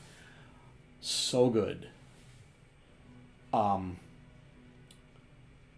system, okay, I took 2 players from here's your character sheet, let's create characters, and 45 minutes later we were playing the game. And one of those players was my mother, who was 80 at the time. She has played World of Darkness, and after that, she had played Savage Worlds. And those are the only 2 games she's ever played. So it's very easy to use. The rule book's about $30, and you don't actually need anything else to play it. Well, dice. But, Kitten was learning while trying to climb electrical cords to get to the... Yeah. Yeah. Yeah, that'll happen. Cats are great. This one is snoring. Oh no, now he's looking at me. He quit.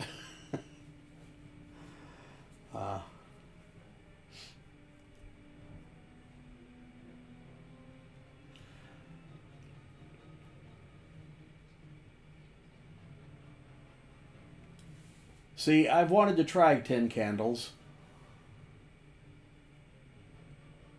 I was talking about it with a friend of mine the other day. Yeah, we do a Halloween game every year too. And it's always Savage Worlds. That was the first time I ran Big Thicket. And then I ran it 2 times at the North Texas RPG Con this last year, and I'm going to run it for my friend's birthday, and it's just a one-shot, and it's very fun.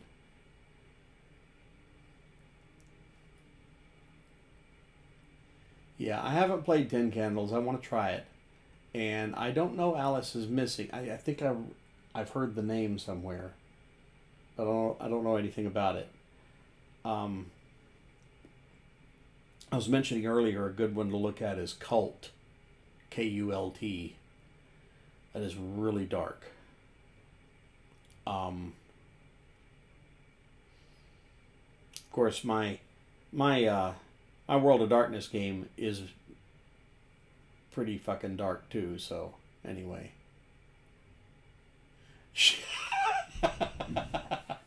Shitbird, okay.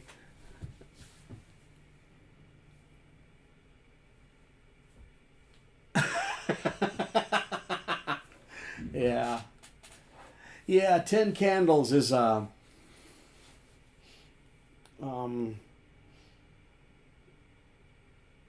it's not anything you can run a campaign with. It's you play a session, and that is I don't want to give anything away, but you don't have like a continuing campaign in this game. So, yeah.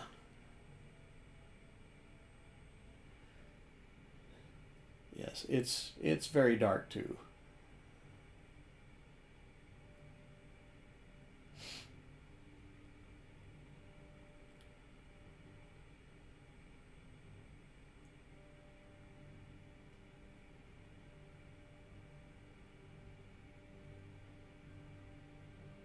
Interesting.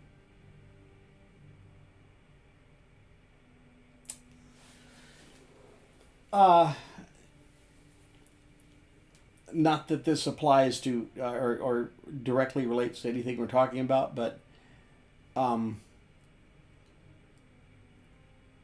have you ever heard of a thrash metal band from the late 80s called Annihilator? And if so, or if not, have you ever heard a song called Allison Hell?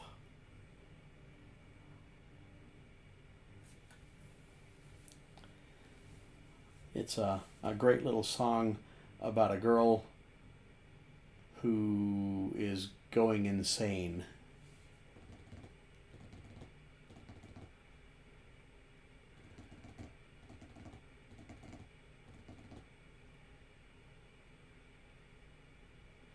Okay.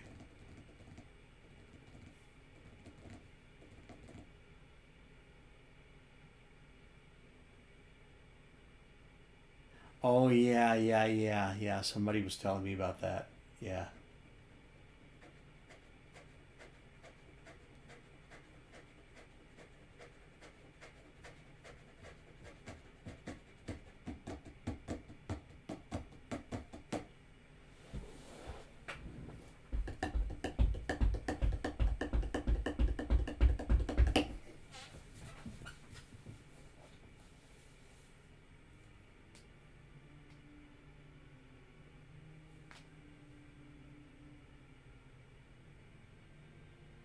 Cool.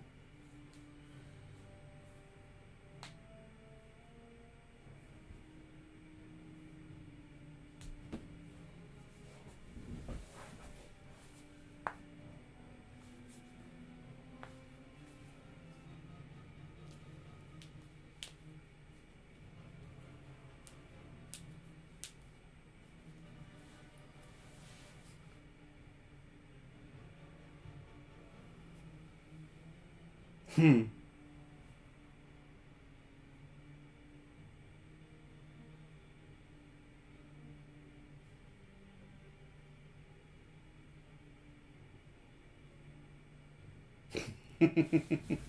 That's cool.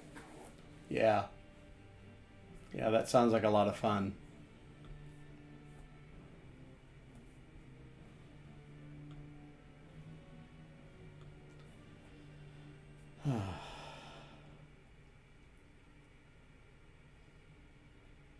Yeah, that sounds like a hell of a lot of fun. I'd try that.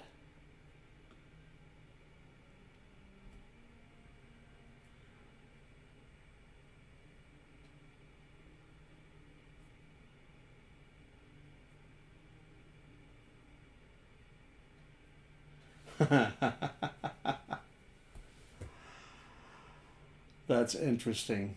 Okay.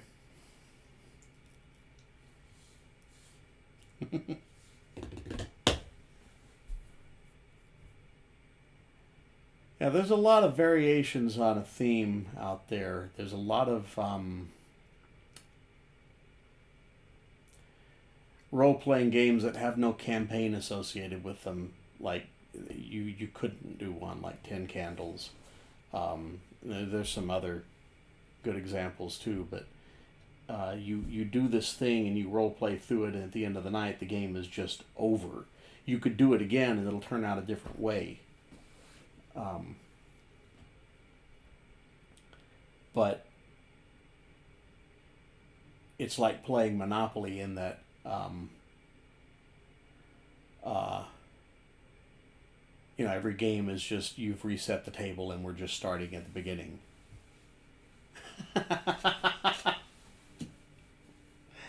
uh, well, I'm happy to amuse you, Emma. uh, yeah, all we need is Jonathan here, and we'd have a party.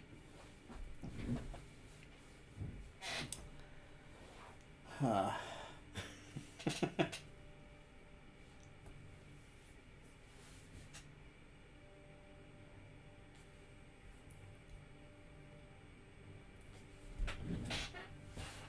well, we are coming up on the 2 hour mark. So I'm going to be getting out of here pretty soon. But before I go, I was reading some earlier, and I've been in the mood since I did that. I'm going to... Wait, what? Let's come up with a game. Each player has 2 or 3 candles, no dice, and the candles are relevant to how things come out somehow.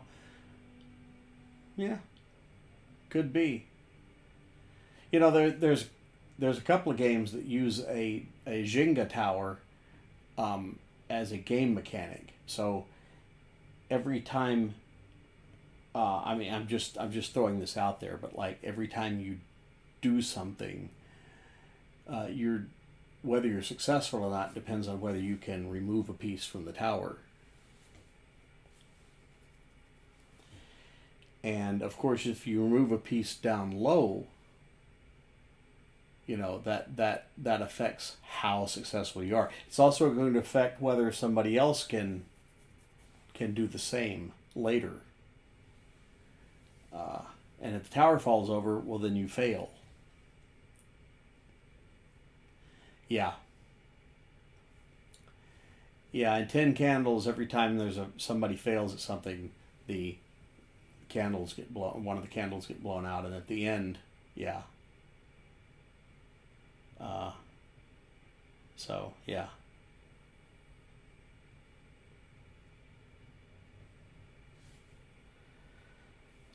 I mean, there's all kinds of different ways to do things in games. In Savage Worlds, use a deck of cards to. Oh yeah, that is my face on there. Use a deck of cards for initiative. You know. So I had my own deck made up. With 4 jokers in it, because jokers give some benefits. But, there's some pretty novel mechanics in a lot of games, and I like some of the things I've seen, and some of them it's like, well, I mean, they did that, and it's different, but it's kind of just different to be different. This makes sense. This is one of the best methods of, determining initiative that I've ever seen. Because there's actually a mechanical benefit to some of the cards. And you couldn't do that with dice. There's no way to put that in there. That's cool.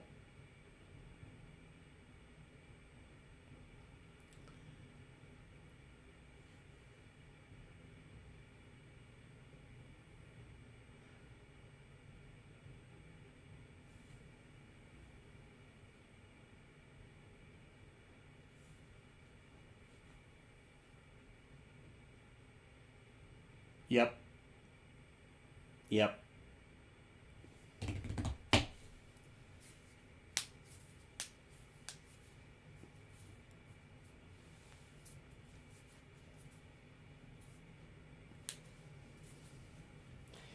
Yep. And in that way, it reminds me of movies or TV shows anyway, like The Haunting of Hill House or The Others.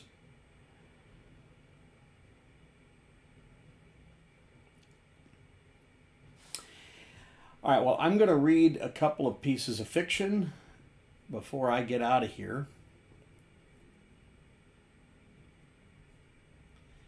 And Emma, I'm going to try my best not to read something you've heard too many times.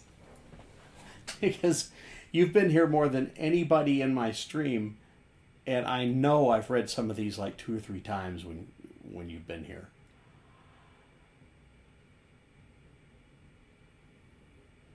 How do we win? Yeah. Well, I got to tell you, anybody who's asking how do we win isn't going to be a prime candidate for a role-playing game to begin with. At least not in my games. Winning doesn't happen that often. At least not anything that you'd count as a win.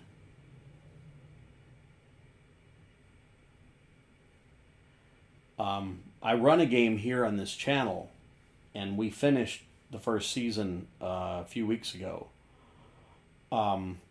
It's called Road Trips, and it just has 1 player. And he's a rideshare driver. And he didn't know when we started this game that it was a Cthulhu game. He had no idea. So as the game went on, when we got toward the end, he was saying, I think we could, keep this going if we put some more players in, and you can't be like road trips anymore because he's not driving around, with passengers in the car and doing all this stuff. It's going to be a different kind of thing after all of this. So, maybe a couple other people could play. And I was like, oh well, we'll see. In the meantime, I already knew how it was going to wind up. At the end of it, when they won, actually what happened is they got one of the bad guys. They killed one of them. They captured the other one, and oh my God, we're on the run because we're wanted by the FBI. Our bank accounts have been frozen.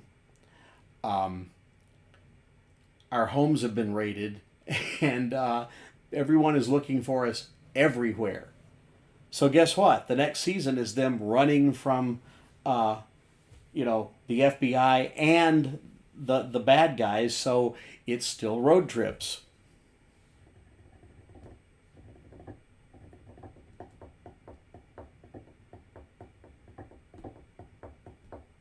Yep.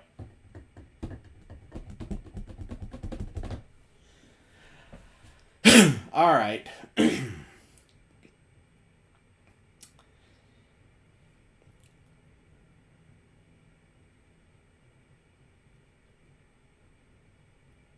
Here we go.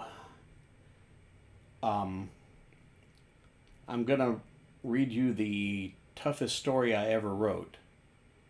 Not because of the subject matter, but because I started writing it in second person, and then I realized about 3 or 4 paragraphs in that I really liked it, but now I had to finish it.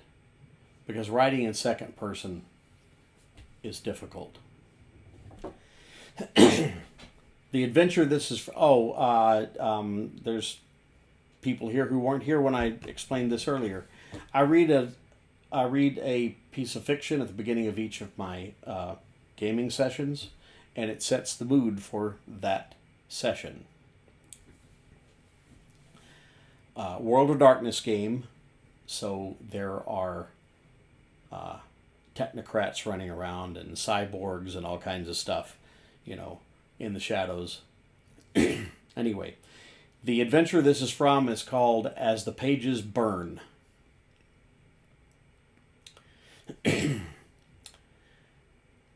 You're sitting on a park bench. To your right sits a young man wearing a black t-shirt. There appears to be a picture of the Pope on the front. He's listening to music through a nice pair of Beats headphones. Light brown hair moving gently in the breeze, the man starts rocking back and forth. His eyes closed, he appears almost entranced by the heavenly sounds coming from his iPhone. Faintly, almost inaudibly, he begins humming along with the music. Medium tempo, minor chord, Baroque influences. You guess this must be spiritual music, possibly a Christian choir. He makes quite the pious-looking figure with his brown hair, full beard, and blue eyes, sitting on this park bench under a trio of pecan trees. The young man's eyes open. He sees you looking directly at him. The humming stops as he pulls the dark blue headphones down around his neck, a toothy grin appearing amid a sea of freckles. Sorry, he says. Sometimes I just get carried away by the music, and then I just forget all about where I am. I just start and I can't stop. You're lucky I didn't just start singing out loud. He turns toward you, sticks out his hand to shake. Benny McAnders, he smiles. As you shake his hand, you notice the t-shirt once again. The Pope you saw earlier, you now see has an upside-down cross on his hat, skull makeup on his face. The back of the young man's right hand is tattooed with some sort of pentagram, green with a burning eye in the middle. Wow, you say. It looked like you were listening to gospel music or something, And then your shirt. He gives you a puzzled look, then stands, walks away without so much as a glance backward. On the way out of the park, you see this same young man sitting on another bench, rocking back and forth to his music again. As you get closer, a woman, one who matches your own rough description, sits next to him. As you pass behind them, you hear the young man saying, Sometimes I just get carried away by the music, and then I just forget all about where I am. The woman sitting next to the man answers, We all get carried away. Sometimes your life can flash by in an instant. That's more like it, says Benny. I sat down on the wrong bench earlier and nearly had this conversation with the wrong woman. It's all right, says the woman sitting beside him. her head turning so you get your first and only good look at her lovely face. You've now made that mistake twice, but it's not your fault. The familiar soft sound of a sharp blade sliding into skin accompanies her words. Benny gasps once, coughs, and leans into the beautiful blonde woman. His last breath pushes her shoulder-length hair aside for an instant, revealing an earpiece. She is in communication with someone. "Good work," says the voice inside your head. "This is the first clear shot of her face we've captured. Now get out of there." You glance to your right.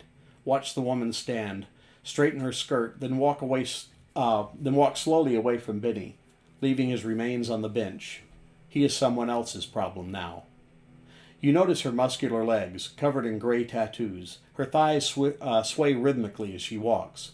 There is definitely something attractive about this woman, on a primal level, and this thought unnerves you. "Move," says your controller. "Move now." You realize you have come to a complete halt, staring at the ass of this blonde woman. As distasteful as she might be, she is also one of the most beautiful creatures you have ever encountered. You're aroused, pulse pounding in your ears as if from some imaginary physical exertion. You can almost taste her sex. As you turn and walk away in the opposite direction, your controller gives you the exact coordinates of your extraction. The numbers fly past your nearly unseeing cybernetic eyes, but no matter. Onboard global positioning guides your every move. You've been following it for so long it's second nature. Besides, you have other things to think about. The thoughts in your head are literally your only privacy, and have been for as long as you can remember.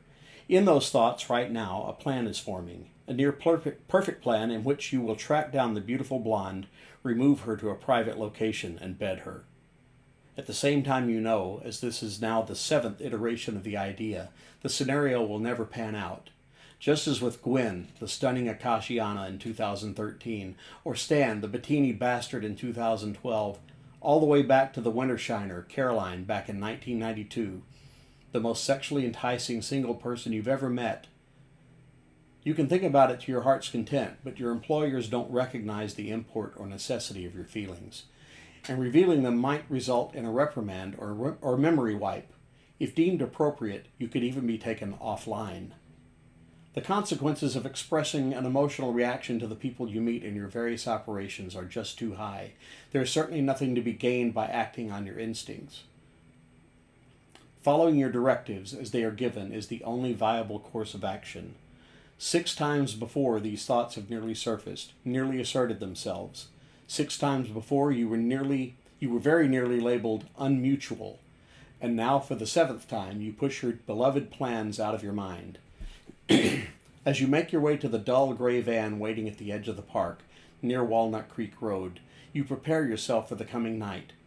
A quick round of drinks at the bar on South Cooper in Arlington. A discreet show of the proper sigil so this lovely blonde woman, strike that, so this reality deviant knows beyond a doubt that you are her contact there. The limo ride to Spinks Airport will be mostly uneventful, the only conversation short and brief. A perfectly placed small caliber bullet through the woman's perfect left eye will, as expected, produce a bit of a mess, but the limo service is used to that. All will be cleaned, spotless, and good as new before sunrise. And all will be perfect within you, as always. Perfect obedience. Perfect alignment with accepted guidelines. Perfect. But that beautiful face. Agent 31M Action Log, Mansfield, Texas, 7 November 2016.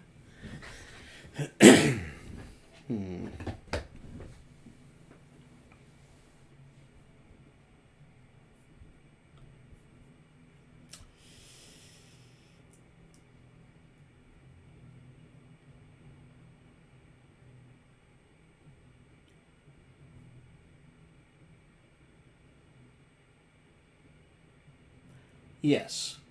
Character asking, not the player. Yes. Agreed.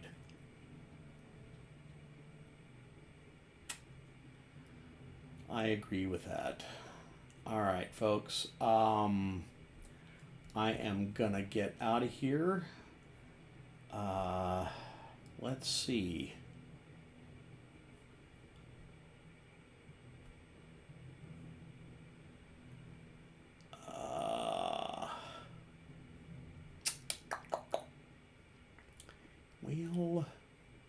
You know what? Let's see here. We could all raid Emma. Let's raid Emma. Oh, thank you for being here, Clock. I appreciate it. We're going to raid Emma. And I'm not seeing anything here from Emma, so I don't know if she's hearing this. But we're going to raid Emma. All right. I will be back tomorrow evening. I will not be here in the afternoon because I will be at my mother's mowing her yard. But guys, to our two new people in chat, I really appreciate you being here. Also, Blythe Wolf, I appreciate the tier 1 sub. This has been a blast. I had a good time. So, yeah, thanks for hanging out with me. All right. We're going to raid Horror Queen Kreiser. And she is playing Black Ops Cold War. Call of Duty, of course. Yes, but yeah. Here we go. Start raid. So 10, 9. Thanks again. Oh, yeah. Yeah, and I'll be back tomorrow night. If you're around, please stop in. I'll actually try to get some of my work done, but this was a blast. I had a good time. All right, guys. You have a good night. Bye-bye.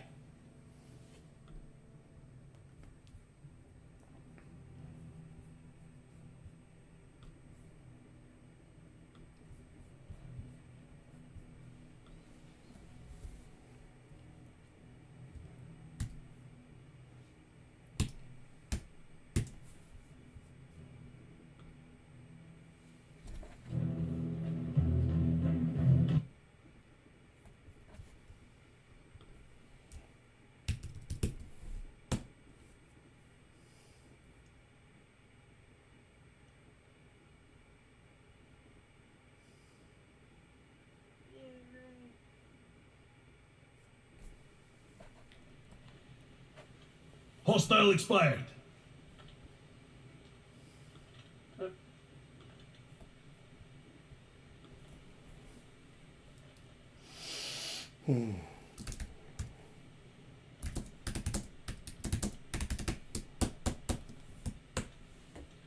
Eat dirt. Eat shit. Oh, I'm getting slapped. No. Yeah, it's doing good. I'm trying to do the Easter egg quest. I almost had it done earlier. Almost. Until the last boss healed up and then he smacked me and I died.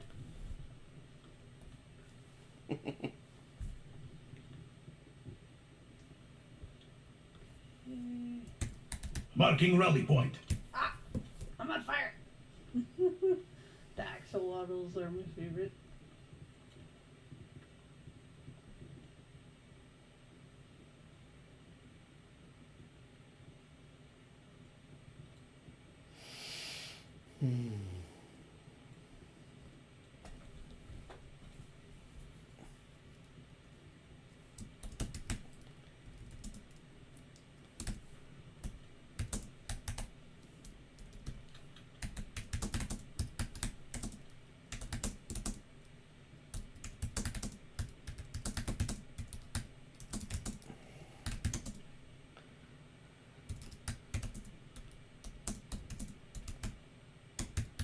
Wait, I need a pack.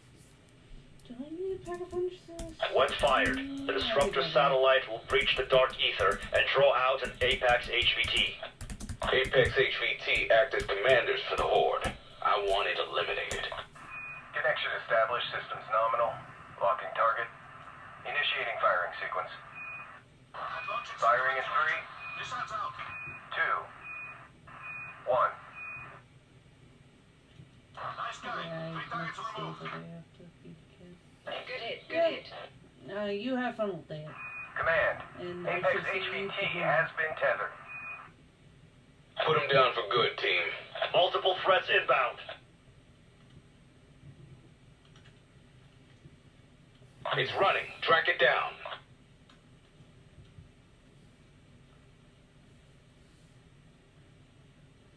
Target reacquired northeast of your position.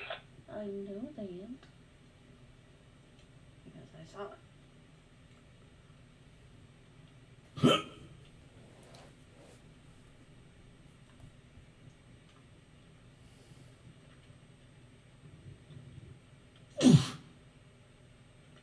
It's on the move. It's leaving an energy trail. Follow it. Wasted them. Target reacquired east of your position.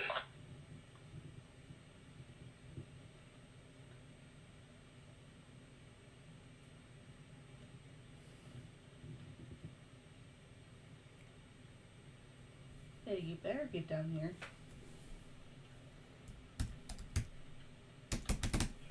I enjoy taking his life. Apex HVT down, Major. Our work is done here. Nice execution, strike team. Grab the residual Ethereum. You've earned it. Beacon location has been identified. There we go. All right. And I'm still streaming, sort of.